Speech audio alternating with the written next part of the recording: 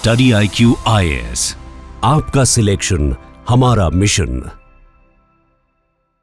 Hello everyone, मेरा नाम अंकित है और आप देख रहे हैं स्टडी IQ IAS। आज के इस वीडियो में हम बात करेंगे PSLV के C62 मिशन के बारे में। खास तौर पे हम ये एम्फेसाइज करेंगे क्या इस मिशन में किसी प्रकार की छेड़खानी या सैबोटाज हुआ है या नहीं। इस मिशन के बारे में हम इसलिए बात कर रहे हैं क्योंकि मंडे को ये मिशन इसरो का इस साल का सबसे पहला मिशन था और अनफॉर्चुनेटली ये मिशन फेल हो गया। किस कैरेक्टरिस्टिक्स और किस पैरामीटर पे फेल हुआ वो भी समझते हैं। इस मिशन का ओरिजिनल ऑब्जेक्टिव था कि 16 पेलोड्स यानी सैटेलाइट्स जो ये रॉकेट कैरी कर रहा था उनको इंटेंडेड ऑर्बिट्स में प्लेस करना था, बट एक टेक्निकल फेलियर के कारण इस मिशन को फेल डिक्लेयर कर दिया गया और ये फेलियर इसरो का सेकेंड स्टेट फेलियर है when they were using the PSLV rocket. क्योंकि इससे पहले वाला PSLV का मिशन C61 मिशन जो कि मई 2025 में लॉन्च हुआ था वो भी सेम रीजंस की वजह से फेल हो गया था। तो आज के इस वीडियो में हम सबसे पहले PSLV रॉकेट काम कैसे करता है वो समझेंगे और यह समझना बहुत जरूरी है क्योंकि हमें समझना होगा इस मिशन में फॉल्ट कहां से आया और क्या यह फॉल्ट सही में टेक्निकल फॉल्ट है या सैबोटाज किया हुआ फॉल्ट है, वो भी आज के वीडियो में हम समझेंगे। ये जो नोट्स मैं यूज करता हूं इन सेशंस में, इनको आप डाउनलोड कर सकते हैं एक पर्टिकुलर टेलीग्राम चैनल पे जिसका नाम है ATS लाइव। और इस टेलीग्राम चैनल पे डाउनलोड करने के साथ साथ इस चैनल को सब्सक्राइब करना बिल्कुल भी ना भूलें। तो चलिए सबसे पहले समझते हैं PSLV रॉकेट या कोई भी रॉकेट काम कैसे करता है। आपको समझना पड़ेगा रॉकेट्स जो होते हैं वो इस प्रकार से डिजाइन होते हैं कि इनके अलग अलग स्टेजेस जिनको फेजेस भी कहा जाता है।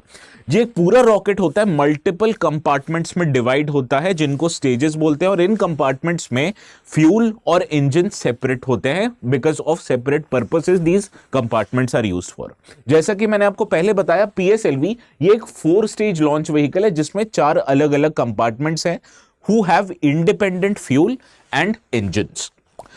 इस रॉकेट के फंक्शनिंग को समझने के लिए हम अलग अलग स्टेजेस का क्या इंपॉर्टेंस है, क्या काम है वो समझना बहुत जरूरी है। तो सबसे पहले समझते हैं इसरो के PSLV रॉकेट का फर्स्ट स्टेज। PSLV रॉकेट का पहला स्टेज का पर्पस होता है रॉकेट और उसके पेलोड को लिफ्ट ऑफ करना, जिस समय रॉकेट्स ग्रेविटी और एटमॉस्फेरिक ड्रैग्स को फेस करते हैं। और इतने भारी रॉकेट को लिफ्ट ऑफ करने के लिए आपको चाहिए मोर पावर और ये पावर के लिए इसरो और अदर स्पेस एजेंसीज यूज करती हैं सॉलिड प्रोपेलेंट यानी सॉलिड फ्यूल जो इन इंजन्स को पावर करता है। सॉलिड फ्यूल्स के कुछ एसेंशियल फीचर्स होते हैं जैसे कि फर्स्ट ऑफ ऑल ये बहुत ज्यादा थ्रस्ट यानी पावर प्रोवाइड करता है और इनका डिजाइन काफी सिंपल होता है as compare to liquid engines. तो इसी पर्पस के कारण to fight gravity, to fight atmospheric drag, solid fuel stages को यूज किया जाता है in first stage of rocket जिसका पर्पस होता है vertical lift of the rocket. अब आते हैं सेकेंड स्टेज पे। वर्टिकल लिफ्ट ऑफ के बाद सेकेंड स्टेज का पर्पस होता है उस रॉकेट को एक पर्टिकुलर ऑर्बिट में इंसर्ट करना और यहां आपको चाहिए होता है काफी सारा प्रेसिशन। इसीलिए हम सेकेंड स्टेजेस में generally solid fuel engine use नहीं करते हैं, यहां यूज करते हैं हम लिक्विड फ्यूल प्रपल्शन क्योंकि लिक्विड फ्यूल प्रपल्शन अपने प्रेसिशन और थ्रॉटलिंग एबिलिटी के लिए जाना जाता है। थ्रॉटलिंग एबिलिटी उस एबिलिटी को कहते हैं जैसे कार्स में आप स्पीड ज्यादा या कम कर सकते हैं by pressing on the accelerator. Similarly liquid fuel powered engines enable करता है कोई भी स्पेस एजेंसी को अपने एयरक्राफ्ट्स में ज्यादा पावर या कम पावर चेंजेस और मॉड्यूलेशन करने के लिए और यही पर्पस है सेकेंड स्टेज का जो कि यूज होता है, जो यूज करता है इसरो का वेरी वर्ल्ड फेमस विकास इंजन। राइट अब इस विकास इंजन से जो एयरक्राफ्ट है, जो स्पेसक्राफ्ट है वो एक पर्टिकुलर ऑर्बिट में इंसर्ट किया जाता है विथ अटमोस्ट प्रेसिशन। अब आते हैं थर्ड स्टेज पे। थर्ड स्टेज का पर्पस है after inserting into a particular orbit वो स्पेसक्राफ्ट को उस ऑर्बिट में मेंटेन रखना क्योंकि इस समय स्पेसक्राफ्ट अर्थ की ग्रेविटी से बाहर नहीं गया है। तो अगर वो स्पेसक्राफ्ट कंटिन्यूअसली एक्सेलरेट नहीं हो, ज्यादा स्पीड पे ट्रैवल नहीं कर सकता है तो उस केसेस में अर्थ है वो अपनी ग्रेविटी के साथ स्पेसक्राफ्ट को वापस पुल कर लेती है। तो जो थर्ड स्टेज का ओरिजिनल इंटेंशन होता है वो होता है रैपिडली एक्सेलरेट करना स्पेसक्राफ्ट को ताकि वो इस फिक्स्ड ऑर्बिट को मेंटेन कर पाए और अर्थ पे वापस फॉल नहीं कर पाए। और इसके लिए हम वापस से यूज करते हैं सॉलिड फ्यूल प्रपल्शन।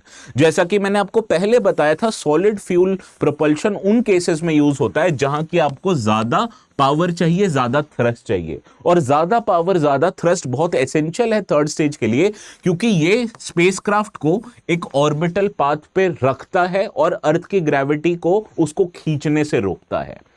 फिर आते हैं फोर्थ स्टेज पे। अब फोर्थ स्टेज शायद सबसे इंपॉर्टेंट फेज होता है पीएसएलवी जैसे रॉकेट के लिए। पीएसएलवी रॉकेट भेजा जाता है सैटेलाइट्स को उनके पर्टिकुलर ऑर्बिट्स में डिप्लॉय करने के लिए, और जैसा कि मैंने आपको पहले बताया पीएसएलवी कैरी कर रहा था 16 सैटेलाइट्स। तो आपको समझना पड़ेगा इन 16 सैटेलाइट्स को अलग अलग ऑर्बिट्स में प्रिसाइसली डालना बहुत जरूरी है, और इसी प्रिसिशन के कारण हम फोर्थ स्टेज में यूज करते हैं liquid propulsion with guidance control. इस liquid propulsion with guidance control का काम होता है प्रिसाइज ऑर्बिटल प्लेसमेंट और satellite deployment in their sequence, जो अलग अलग सैटेलाइट्स अपने अपने ऑर्बिट्स में सक्सेसफुली डिप्लॉय हो जाती है। और इन 4 स्टेजेस का प्रिसाइसली काम करना किसी भी मिशन का सक्सेस या फेलियर डिटरमाइन करता है। अब समझते हैं इस लास्ट 2 मिशन में C61 और C62 में प्रॉब्लम आई कहां। C61 और C62 में प्रॉब्लम आई थर्ड स्टेज में, जो इंश्योर करता है रैपिड एक्सेलरेशन। तो गलती कहां हुई, गड़बड़ कहां हुई, वो पहले समझते हैं। जैसा कि मैंने आपको पहले बताया थर्ड स्टेज का काम क्या है। थर्ड स्टेज का काम है हाई वेलोसिटी रिक्वायरमेंट रखना, जो बहुत एसेंशियल है, वरना ये स्पेसक्राफ्ट अर्थ में वापस फॉल कर जाएगा। तो इस अर्थ में फॉल करने से बचाने के लिए स्पेसक्राफ्ट को प्रोवाइड करना पड़ता है क्रिटिकल एक्सेलरेशन, और इसके लिए यूज करते हैं हम solid fuel. Solid fuel generally, और कोई भी rocket generally Newton's third law पे काम करते हैं। Newton's third law which says any force has equal and opposite reaction. तो कंबशन चेंबर में कोई भी फ्यूल जब बर्न होता है वो डिस्चार्ज करता है एग्जॉस्ट गैस। तो जो एग्जॉस्ट गैस इस डायरेक्शन में डिस्चार्ज कर रहा है, ये एयरक्राफ्ट को यानी स्पेसक्राफ्ट को ऑपोजिट डायरेक्शन में प्रोपेल करता है। इसी प्रिंसिपल पे काम करता है कोई भी रॉकेट। अब कंटिन्यूस कंबशन के कारण हाई प्रेशर जनरेट होता है, वो हाई थ्रस्ट और हाई एक्सेलरेशन प्रोवाइड करता है। तो किसी कारणवश अगर ये हाई प्रेशर मेंटेन नहीं हो पाया तो वो कॉज कर देता है एयरक्राफ्ट का फेलियर, और यही हुआ इसरो के पीएसएलवी C61 और C62 मिशन में, जहां थर्ड स्टेज मुताबिक और एक्सपेक्टेशन मुताबिक काम नहीं कर पाया। फॉर एग्जाम्पल जो थर्ड स्टेजेस हैं इसमें देखा गया कि प्रेशर सडनली ड्रॉप हुआ बिकॉज ऑफ एक्सपेक्टेड लीकेज, और इस ड्रॉप ऑफ प्रेशर से कारण लो प्रेशर कम हुआ जो इनसफिशिएंट थ्रस्ट जनरेट किया, और जो एयरक्राफ्ट है, जो स्पेसक्राफ्ट है, वो अपने ऑर्बिट को मेंटेन नहीं कर पाया और अर्थ में वापस फॉल बैक कर गया, और यही कारण बना इस फेलियर का जो लास्ट 2 सक्सेसिव मिशंस में देखा गया। अब हमें समझना पड़ेगा कि क्या इस मिशन को सैबोटाज किया गया है।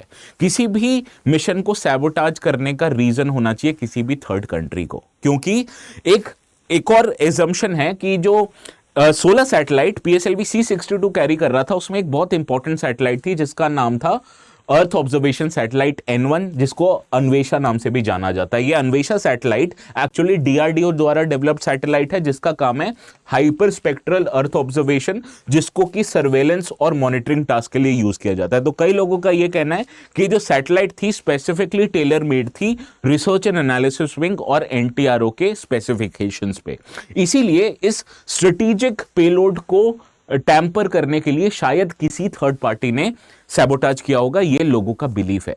पर आपको समझना पड़ेगा किसी भी सैबोटाज में कई सारे साइंस स्पेस एजेंसीज को दिख जाते हैं। अगर किसी भी स्पेसक्राफ्ट में सैबोटाज होता है तो वो generally repeated failure across different stages में सामने आता है। पर आपने समझा ये जो फेलियर है रिपीटेडली थर्ड स्टेजेस में ही दोनों मिशंस में कंसिस्टेंटली देखा गया। सिमिलरली अगर किसी भी स्पेसक्राफ्ट को टैंपर किया जाता है तो जो उसके टेलीमेंट्री डेटा होता है, जो फ्लाइट के सारे माइन्यूट डिटेल्स बताता है, उसमें सडनली आपको इनकंसिस्टेंसीज और एनॉमलीज देखने को मिलेगी। साथ साथ किसी भी स्पेसक्राफ्ट को साइबर वे में हैक करने के लिए आपको उनके कमांड सिस्टम और उनके कम्युनिकेशन सिस्टम्स को इंटरसेप्ट करना पड़ेगा। साथ साथ इसरो ने इस फेलियर का कोई रीजन पब्लिक नहीं किया गया है, पर सैबोटाज होने के लिए या सैबोटाज पब्लिक होने के लिए आपको किसी विसल ब्लोअर या लीक का सहारा लेना पड़ता है। क्या यह C62 मिशन में हुआ? चलिए समझते हैं। C62 मिशन की प्रॉब्लम, जैसा कि मैंने आपको पहले बताया, वो काफी कंसिस्टेंट प्रॉब्लम रही है, जो प्रॉब्लम रही है थर्ड स्टेज ऑफ PSLV में। और ये कंसिस्टेंट प्रॉब्लम C61 मिशन और C62 मिशन दोनों में देखी गई, और इसका टेक्निकल एक्सप्लेनेशन है जो मैंने आज आपको दिया। यही नहीं, मैन्युफैक्चरिंग डिफेक्ट्स होने के कारण similar problems NASA, European space agency और रशिया की रॉसकॉस्मोस के प्रीवियस मिशन में देखा गया है। और जो एविडेंस आप ढूंढ रहे हैं सैबोटाज के लिए, जैसे कि साइबर इंट्रूजन, कोई एक्सटर्नल सिग्नल इंटरफेरेंस या टेलीमेंट्री में किसी प्रकार की टैंपरिंग जो डेमोन्स्ट्रेट हो जाती है इन केसेस ऑफ सैबोटाज, वो इस केसेस में नहीं दी गई। तो हम कंक्लूसिवली तो नहीं, पर डेफिनेटली जरूर कह सकते हैं कि C62 मिशन को सैबोटाज करना डिफिकल्ट है, इफ नॉट इम्पॉसिबल। पर सैबोटाज हो या मैन्युफैक्चरिंग फेलियर, ये सेटबैक इसरो के लिए एक बहुत बड़ा इशू है, क्योंकि इसरो हमेशा से PSLV पे रिलाय करता आया है, सो मच सो दैट इसको इसरो का वर्क हॉर्स भी कहा जाता है। और आखिरी 6 इसरो के मिशंस में 3 मिशन फेल हुए हैं, जिसका मतलब है इसरो का फेलियर रेट 50% है, जो काफी अनयूजुअली हाई है इसरो के हाई स्टैंडर्ड्स के मुताबिक। और अगर ये जो रिपीटेड 3 स्टेज इश्यूज हुए हैं, जैसे वेंडर क्वालिटी लैब्स या प्रोसेस ओवरसाइट फेलियर या नॉन डिस्ट्रक्टिव टेस्टिंग में लैप्सेस, ये लैप्सेस इसरो को जल्द से जल्द रेक्टिफाई करने पड़ेंगे, ताकि फ्यूचर में इस प्रकार के मिशंस फेल नहीं हो। क्योंकि इस मिशन का फेल होना इंडिया के स्ट्रेटेजिक ऑब्जेक्टिव, इंडिया के इकोनॉमिक ऑब्जेक्टिव और इसरो के रेप्यूटेशन को काफी सीरियसली डैमेज करती है। इस टॉपिक पे एक प्रीवियस ईयर क्वेश्चन भी आया यूपीएससी पे, उसको हम सॉल्व करेंगे, पर उससे पहले एक इंपॉर्टेंट अनाउंसमेंट। जो हम रेजोल्यूशन बैचेस है जनवरी के, इनमें एडमिशंस क्लोज होने वाले हैं 2 दिनों में, that is on 17th of January। In resolution batches में अगर आप एडमिशन लेते हैं तो आपको सारे यूपीएससी के सब्जेक्ट, वो चाहे इकोनॉमी, पॉलिटी, हिस्ट्री या ज्योग्राफी हो, या साइंस एंड टेक, IR और इंटरनल सिक्योरिटी जैसे छोटे सब्जेक्ट्स हो, सब लाइव क्लासेस और रिकॉर्डेड लेक्चर्स के थ्रू कवर होते हैं। साथ साथ अगर आपको कोई भी डाउट आता है तो आप 1-to-1 मेंटरशिप के थ्रू उन डाउट्स को जल्दी से सॉल्व कर सकते हैं, और अपनी लर्निंग्स को प्रैक्टिस करने के लिए आपको एक्सेस मिलता है प्रीलिम्स और मेंस टेस्ट सीरीज का। ये सारे बेनिफिट्स अवेलेबल हैं to students who take resolution batches. और अगर आप ATS लाइव कोड यूज करते हैं बिफोर मेकिंग द पेमेंट, तो आपको मिलेगा मैक्सिमम डिस्काउंट्स। और ये बैचेस सेपरेटली 2027 और 2028 के लिए अवेलेबल हैं। तो स्टूडेंट्स जो जब डिसाइड करें यूपीएससी एग्जाम देने का, वो इन बैचेस में एडमिशन ले सकते हैं। और जैसा कि मैंने आपको पहले बताया, यूपीएससी 2018 प्रीलिम्स में ये क्वेश्चन आया था जो PSLV और GSLV से रिलेटेड है। आप कोशिश करें इस क्वेश्चन को सॉल्व करने का, और do let me know in the comments correct answer क्या है। अगर आपने आंसर करेक्ट दिया होगा तो आपके कमेंट्स को मैं पर्सनली लाइक करूंगा, आप समझिएगा आपका आंसर राइट है। और वंस अगेन, जो लोग ढूंढ रहे हैं इसके नोट्स कहाँ मिलेंगे, तो वो मिलेगा इस टेलीग्राम चैनल पे जिसका नाम है ATS लाइव। तो आज के लिए बस इतना ही, हम फिर मिलते हैं। आप कमेंट सेक्शन में अपनी राय डाल सकते हैं, क्या मैंने ये सही एनालाइज किया है या मेरे एनालिसिस में कोई फॉल्ट है, प्लीज कमेंट सेक्शन में मुझे जरूर बताएं। तो आज के लिए इतना ही, have a very good day. Study IQ IAS, आपका सिलेक्शन हमारा मिशन।